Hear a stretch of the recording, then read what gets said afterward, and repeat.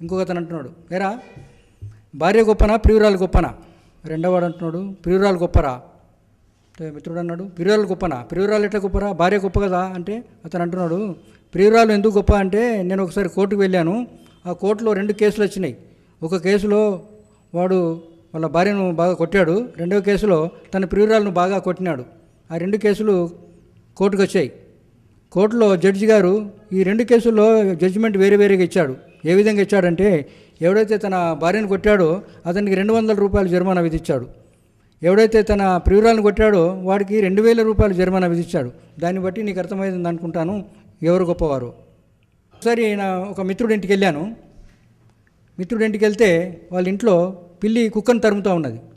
పిల్లి కుక్కను తరుముతూ ఉన్నది. నేను అతనితో అన్నాను, అదేంట్రా పిల్లి కుక్కను తరుముతున్నది? కుక్క పిల్లిని తరమాలి కదా అంటే అతను అన్నాడు, ఎందుకంటే నేను పిల్లిని మా భార్య పెంచుకుంటున్నది, కుక్కను నేను పెంచుకుంటున్నాను రా. ఇంకో మిత్రుడితో అంటున్నాడు, రే నా భార్య కనబడినదిరా అంటే అతను అంటున్నాడు, కనబడిందిరా, ఆ పార్కులో గోపిగాడితో తిరుగుతున్నది అంటే అతను అన్నాడు, గోపిగాడా? వాడేవాడురా అంటే అతను అంటున్నాడు, అదేరా మీ పక్కింటి 4 ఏళ్ల కుర్రావాడు గోపి, వాడితో తిరుగుతున్నది అన్నాడు. ఒకసారి ఒక మిత్రుడింటికి వెళ్ళాను మధ్యాహ్నం పూట. మిత్రుడింటికి వెళ్తే అతను ఏదో తిన్న ప్లేట్ కడుగుతూ ఉన్నాడు. కడుగుతుంటే నేను అతనితో అన్నాను, ఏరా నువ్వు తిన్న ప్లేట్ నువ్వే కడుగుతున్నావు, నీ భార్య కడగదా? అతను అన్నాడు, ఇది నేను తిన్న ప్లేట్ కాదురా, నా భార్య తిన్న ప్లేటు. నేను ఒక ఫ్రెండ్తో అన్నాను, ఏరా పద్యము మద్యము గల భేదమేమి? పద్యముకు మద్యము గల భేదమేమంటే అతను అన్నాడు, పద్యము ఇంపుగా ఉన్నా వినాలనిపించదురా, మద్యం కంపుగా ఉన్నా తాగాలనిపిస్తుంది. ఆయన 85-90 ఏళ్ళ వయసు గల ముసలాయన ఒక ఐ స్పెషలిస్ట్ దగ్గర వెళ్తాడు. అతను కూడా 85-90 ఏళ్ళ ముసలాయననే, ఐ స్పెషలిస్ట్. పేషెంట్లు ఎవరు ఉండరు. ఇతను డాక్టర్ దగ్గరికి పోయి డాక్టర్తో అంటాడు, డాక్టర్ గారు నేను ఎవరిని చూసినా ఇద్దరు కనబడుతున్నారు, నా కళ్ళు పరీక్ష చేసి ఏదన్నా కళ్ళద్దాలు కానీ ఏదన్నా మందులు ఇవ్వండి. ఆ ముసలి కళ్ళ డాక్టర్ అంటున్నాడు, ఈ మాత్రానికే 3 రావాలటయ్యా, ఒక్కడే రావచ్చు కదా. పెద్ద మనిషి చాలా జబ్బు పడితే ఒక కార్పొరేట్ హాస్పిటల్లో అడ్మిట్ అవుతాడు, స్పెషల్ వార్డులో ఉంటాడు. అయితే చాలామంది పలకరించి వస్తున్నారు. నేను కూడా పలకరిస్తానని నేను కూడా వెళ్ళాను చూసేద్దామని. అప్పుడు డాక్టర్ చెకింగ్లో ఉన్నాడు, అతను చెక్ చేస్తున్నాడు. నేను ఆ డాక్టర్తో అన్నాను, ఏం డాక్టర్ గారు మా ముసలైన పరిస్థితి ఎలా ఉంది? అప్పుడు ఆ డాక్టర్ అన్నాడు, ఏం బాగాలేదయా మీ ముసలైన పరిస్థితి, ఎవరొచ్చి పలకరించినా కన్ను తెరుస్తలేడు, చూస్తలేడు. కానీ ఎవరన్నా అందమైన నర్సు వచ్చి పలకరిస్తే మాత్రము అదే పనిగా కన్ను తెరిచి చూస్తూ ఉన్నాడు. ఒక తనకు పరిచయం ఉన్న అతనితో అంటున్నాడు, ఏమయ్యా నీకు బద్ధకం ఎక్కువగా ఉన్నది అని అన్నావు కదా, పళ్ళు తోమడానికి బద్ధకము, టిఫిన్ చేయడానికి బద్ధకము, స్నానం చేయడానికి బద్ధకం అని అన్నావు కదా, ఆ బద్ధకం పోవడానికి నీకు ఒక టానిక్ సీసా రాసిచ్చాను కదా, వాడుతున్నావా టానిక్ సీసా?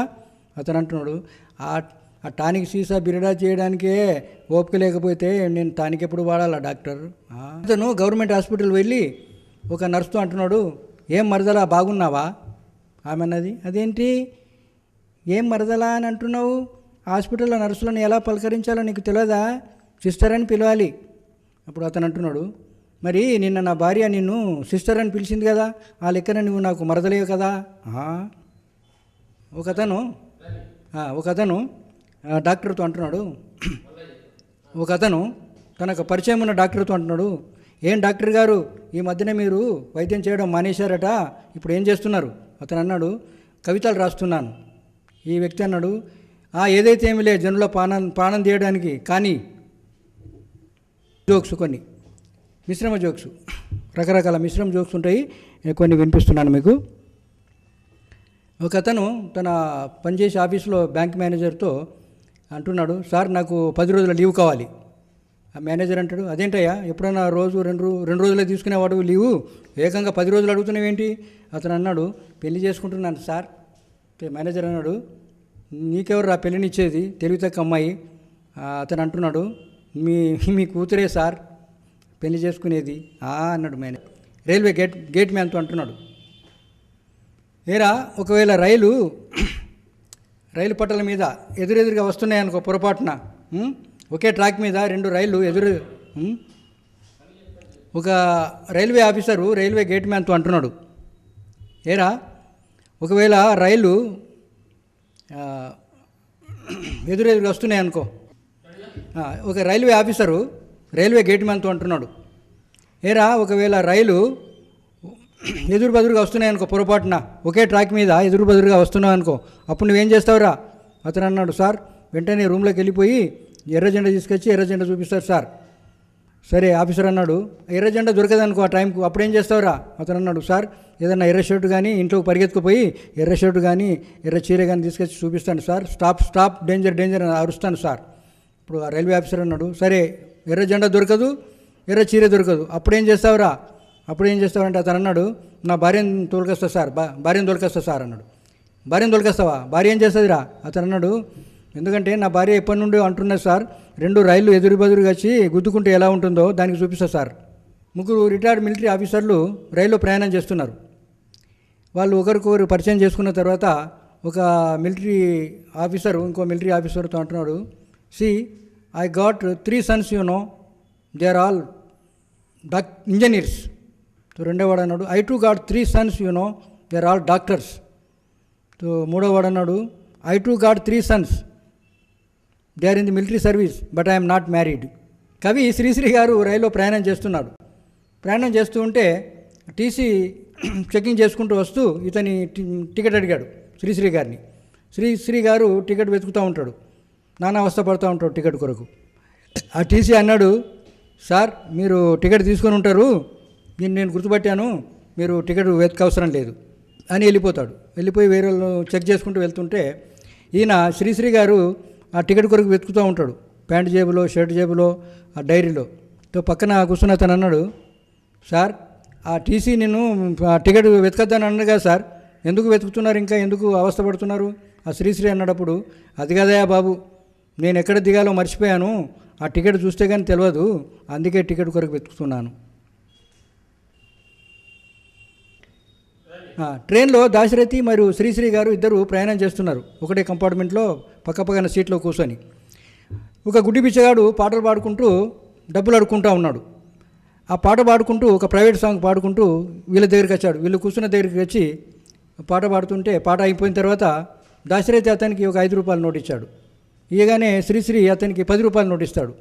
10 రూపాయల నోటు ఇయగానే దాశరథికి కోపం వచ్చి, అదేంటయ్యా, నేను 5 రూపాయలు దానం చేస్తే నువ్వు 10 రూపాయలు దానం చేస్తున్నావు ఏంటి? నువ్వు నాకంటే గొప్పవాడేనా నీ ఉద్దేశము? అప్పుడు శ్రీశ్రీ అన్నాడు, అది కదయా బాబు, ఆ గుడ్డి పిచ్చగాడు నేను రాసిన పాట పాడుతున్నాడు, ఆ సంతోషంతో ఇచ్చాను, అంతేగాని నీకంటే గొప్ప కాదు నేను. ఒక అతను 2 నవలలు రాశాడు. అర్ధాంగి మరియు వేశ్య. ఒక్కొక్క నవల ఖరీదు 50 రూపాయలు. అతను ఒక యాడ్ వేశాడు, ఈ నవలలు ఎవరైనా కావాలనుకుంటే 100 రూపాయలు మనీ ఆర్డర్ చేస్తే పంపిస్తాను. ఒక అతను ఏం చేశాడు, 100 రూపాయలు మనీ ఆర్డర్ చేస్తూ కూపన్ పోర్షన్లో రాశాడు, సార్ 100 రూపాయలు మనీ ఆర్డర్ చేస్తున్నాను, మీ అర్ధాంగిని వేశ్యను వెంటనే పంపండి. హరిదాసు హరికథ చెప్తా ఉన్నాడు ఒక టెంపుల్లో. సాయంత్రం 7 గంటలకు టెంపుల్లో హరికథ చెప్తా ఉన్నారు. చాలామంది వచ్చారు, 200-300 మంది వచ్చారు. రాను రాను జనం తగ్గిపోవడం మొదలుపెట్టింది. 100 నుండి 50 అయిపోయారు, 50 నుండి 20, ఆఖరి 10, చివరకు 4 మిగిలారు. అయినా కూడా హరిదాసు ఆ 4 శ్రద్ధగా వింటున్నారని హరికథ మొత్తం చెప్పేస్తాడు. చెప్పిన తర్వాత ఆ 4తో అంటాడు, బాబు అందరు వెళ్ళిపోయినా కూడా కనీసం మీరన్నా ఉన్నారు, శ్రద్ధగా వింటున్నారు, చాలా సంతోషము, నా హరికథ అంతా బాగా నచ్చిందా అంటే ఒకతను అంటాడు, అదేం కాదు సార్, మీరు కూర్చొని హరికథ చెప్తున్నారు చూడు, ఆ కొత్త శాప మాది, హరికథ కాగానే మా అమ్మ ఆ శాప తీసుకొని రమ్మన్నది, అందుకే ఉన్నాను. తర్వాత హరిదాస్ అంటాడు రెండవని, బాబు నువ్వెందుకున్నట్టు మరి? అతను అన్నాడు, సార్ నీ ప్రోగ్రాం తర్వాత నా మిమిక్రీ ప్రోగ్రాం ఉన్నది, అడ్వాన్స్ ఆల్రెడీ తీసుకున్నాను, అందుకే ఉన్నాను. ఓహో అదే అన్నాడు. తర్వాత అది హరిదాసు మూడవ అన్నట్టు, బాబు మరి నువ్వెందుకున్నట్టు? ఆ మూడవవాడు అంటాడు, సార్ నీ ప్రోగ్రాం అయిపోయిన తర్వాత అది యాంప్లిఫైయరు ఆ మైక్ సెట్ తీసుకుపోవడానికి నేను ఉన్నాను ఇక్కడ, మా సేటు చెప్పిండు, అందుకే ఉన్నాను. ఓహో అదే ఆ సంగతి, ఓకే అంటాడు. తర్వాత 4వ అడుగుతాడు, బాబు మరి నువ్వెందుకున్నట్టు? ఆ 4వ అన్నాడు, సార్ నీ హరికథ అయిపోగానే 1000 పదాలు నీకు ఇచ్చేసి రసీదు తీసుకోమని మా టెంపుల్ ప్రెసిడెంట్ అన్నాడు, అందుకే ఉన్నాను. అప్పుడు హరిదాస్ అంటాడు, చాలా సంతోషం నాయన, ఆ డబ్బేది ఎక్కడ ఇచ్చేయి, ఆ రసీదు ఇస్తానని సంతోషపడతాడు. ఒక అతను ఒక పండితుని ఎయిర్పోర్ట్లో కలుసుకొని అంటున్నాడు. మళ్ళీ చెప్తాను. ఒక అతను ఎయిర్పోర్ట్లో ఒక పండితుని కలుసుకొని అతనితో అంటున్నాడు, సార్ మీ ఉపన్యాసాలు చాలా విన్నాను, చాలా గొప్పవారు మీరు, చాలా పండితులు. నేను 2 ప్రశ్నలు అడగదలుచుకున్నారు, చెప్తారా? ఆ పండితుడు అన్నాడు, అడుగు బాబు, తొందరగా అడుగు, 2 ప్రశ్నలకు జవాబు చెప్తాను, తొందరగా అడుగు అనగానే అతను అంటున్నాడు, సార్ మనం ప్రయాణం చేసేటప్పుడు కుక్క కుడి నుండి ఎడమకు వెళ్తే అరిష్టమా, ఎడమ నుండి కుడికి వెళ్తే అరిష్టమా? అతడు ఆ పండితుడు అన్నాడు, చూడు బాబు, నువ్వు మనం ప్రయాణం చేసేటప్పుడు కుక్క ఎడమ నుండి కుడికి పోయినా కుడి నుండి ఎడమకు పోయినా ఏం అరిష్టం లేదు, ఆ కుక్క కరవకుంటే చాలు, అంతే చాలు. తర్వాత అన్నాడు, ఓ బాగుంది సార్, అంటే 2వ ప్రశ్న అడుగుతున్నా అన్నాడు. అన్నాడు,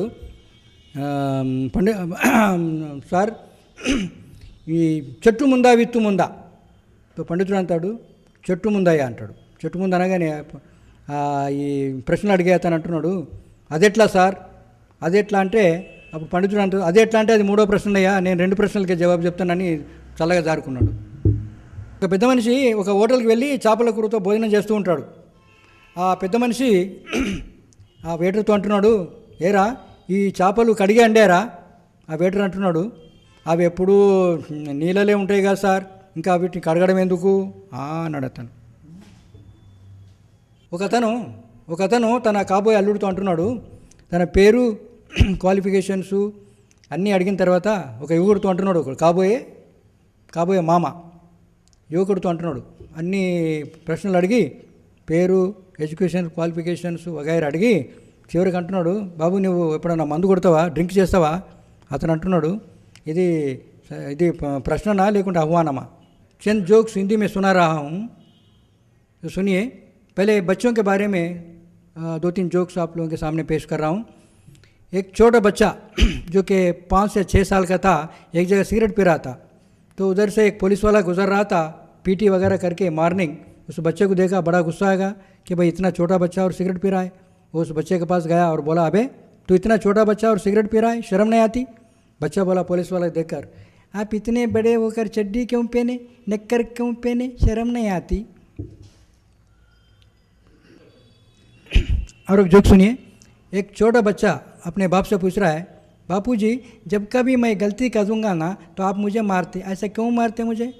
तो बाप बोला, आओ बेटे, अगर गलती करे तो मारना ही पड़ता है, गलती नहीं करना चाहिए. बच्चा बोला, बापूजी तुम्हारा बाप भी तुम्हारे को मारता था क्या गलती करे तो?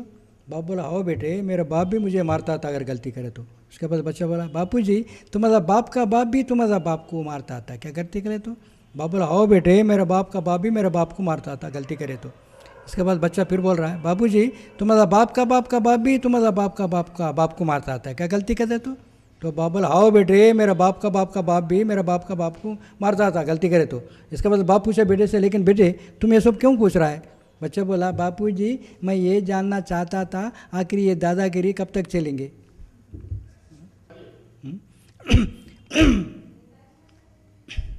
एक छोटा बच्चा अपने माँ से पूछ रहा है, मम्मी तुम कहाँ पैदा हो गए? तो माँ बोली, मैं बम्बई में पैदा हो गए बेटे. उसके बाद बच्चा बोला, मम्मी मेरे डैडी कहाँ पैदा हो गए? तो माँ बोली, तुम्हारा डैडी दिल्ली में पैदा हो गए बेटे. उसके बाद बच्चा बोला, मम्मी मैं कहाँ पैदा हो गया हूँ? माँ बोली, तुम हैदराबाद में पैदा हो गए बेटे. इसके बाद बच्चा बोल रहा, लेकिन मम्मी हम सब इकट्ठे कैसे हो गए? बोल रहा है हाँ. एक बच्चा दूसरे बच्चे से बोल रहा है, अरे तुम्हारा बाप पहले काला काला नज़र आता था, अब वो सफ़ेद सफ़ेद नज़र आ रहा है, क्या बात है? वो बच्चा जवाब दिया, इसलिए कि मेरा बाप पहले कोयले के दुकान में काम करता था, अब वो आटा के दुकान में काम कर रहा है. हाँ. उसके बाद कुछ प्यार मोहब्बत के जोक सुनिए. एक प्रेमी अपने प्रेमिका को टेलीफोन करके बोल रहा है, हेलो राधा, मैं तुझे इतना चाहता हूँ, तुम्हारे लिए चांद सितारे छू सकता हूँ, ऊंचे ऊंचे पहाड़े चढ़ सकता हूँ, 7 समंदर तैर सकता हूँ, लेकिन कमबख्त आज अगर ये बारिश ना होती मैं तुम्हारे पास आ जाता. एक खूबसूरत नौजवान लड़की जो बड़े ख़ानदान की थी, एक दिन एक फ़िल्म टाकीस को टेलीफोन करके पूछ रही थी अपने सुनहरी आवाज़ में इस तरह, हेलो आपके टाकीस में कौन सी फिल्म चल रही है? उधर से जवाब आया, आओ प्यार करें. लड़की को गुस्सा आया और बोली, क्या बोले बदतमीज़? उधर से जवाब आया, बदतमीज़ तो चलेगा, अब आओ प्यार करें. एक बड़े मियाँ एक लॉज में रूम किराए लेकर ठहरा था. 4-5 दिन ठहरने के बाद वो जो है रूम खाली करके चले गया। रूम खाली करके चले जाने के बाद फिर आधा घंटा पौने घंटे के बाद फिर उस लॉड्ज को आया। वो लॉड्ज इसलिए वापस आया, वो जो है अपना छतरी उस कमरे में भूल गया, वो छतरी ले जाने के वास्ते आया। तो रूम को आके देखे तो क्या है, ये 2 प्रेमी शायद किराए को ले लिए। एक प्रेमी अपने प्रेमिका से कह रहा है, डियर तुम्हारे ये लाल लाल होंठ मेरे लिए है, डियर तुम्हारे ये गोरे गोरे नाजुक बदन मेरे लिए है, डियर तुम्हारे ये बड़े बड़े आंखें खूबसूरत आंखें भी मेरे लिए है। तो बाहर से आवाज़ आया, बड़े मियाँ बोला, अरे भाई लेकिन अंदर पलंग के नीचे है सो छतरी मेरी है, वो मुझे दे दो, बाकी सब तुम्हारे हैं। मियाँ बीबी के जोक सुनिए। एक औरत एक कल्चरल प्रोग्राम में स्टेज के ऊपर जोक सुना रही थी। तो वो औरत सुनाए तो हर जोक सुनते ही एक आदमी जो फ्रंट रो में बैठा हुआ है ज़ोर ज़ोर से हंस रहा था। वो औरत सुनाए तो हर जोक सुनते ही ज़ोर ज़ोर से हंस रहा था। तो बाजू वाला बोला, अरे भाई आप इतना ज़ोर ज़ोर से क्यों हंस रहे हैं? उस औरत सुनाए तो हर जोक सुनते ही इतना ज़ोर ज़ोर से क्यों हंस रहे हैं? हंसने का भी कोई तरीका होता है, कोई लिमिट होता है, इतना ज़ोर ज़ोर से क्यों हंस रहे हैं? उस आदमी ने जवाब दिया, इसलिए कि वो जो जोक सुना रहे ना वो मेरी बीवी है, इसलिए ज़ोर ज़ोर से हंसना पड़ रहा है।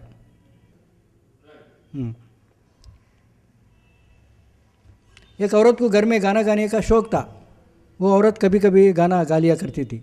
और जब भी वो औरत गाना गाती थी घर में तो मियाँ जो है घर के बाहर जाकर खड़े हो जाता था। एक दिन बीवी पूछे मियाँ से, क्या बात है जी, मैं जब भी घर में गाना गाती हूँ आप घर के बाहर जाके खड़े हो जाते हैं, ऐसा क्यों जाते हैं आप? तो मियाँ बोला, जी कुछ नहीं, यूँ ही घर के बाहर जाकर खड़े हो जाता हूँ। उसके बाद बीवी बोली, नहीं जी कुछ तो भी बात हो सकती है, मैं जब भी घर में गाना गाती हूँ आप घर के बाहर जाके खड़े हो जाते हैं, ऐसा क्यों जाते हैं? तो मियाँ बोला, देखो तंग मत करो, बोला वरना मैं बोली दूँगा, मैं क्यों इस तरह तुम घर में गाना गाते वक्त घर के बाहर जाकर खड़े हो जाता हूँ। तो बीवी बोली, हाँ मैं भी जानना चाहता हूँ, जो बताओ ना क्या बात है। तो मियाँ बोला, देखो तुम घर में गाना गाते वक्त इसलिए घर के बाहर जाकर खड़े हो जाता हूँ ताकि मोहल्ले वाले ये ना समझे कि मैं तुमको मार रहा हूँ, पीट रहा हूँ, मारपीट कर रहा हूँ। 2 नए शादी कर लिए सो मियाँ बीवी शाम के वक्त टहलने के लिए निकले। वो लोग उधर इधर घूमे, आखिर में टाइम पास के लिए टैंक बंड के ऊपर चले गए। वहाँ थोड़ी देर बातचीत करने के बाद मियाँ बोला बीवी से, अजी तुम एक गाना गाओ। तो बीवी बोली, अजी मुझे गाना नहीं आती, मैं नहीं गाऊंगी। मियाँ बोला, अरे नहीं जी तुम्हें गाना गाना ही पड़ेगा। तो बीवी बोली, देखो जी मुझे एक ही गाने के बोल आते हैं, वो गाऊंगी। मियाँ बोला, अच्छी बात है गाओ।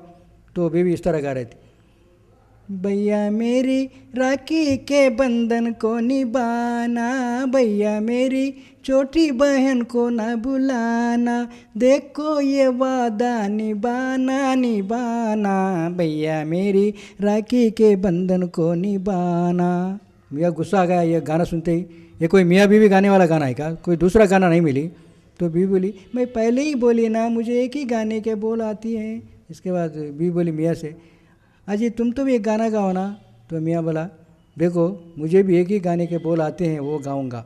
बीवी बोली, अच्छी बात है गाओ। तो मियाँ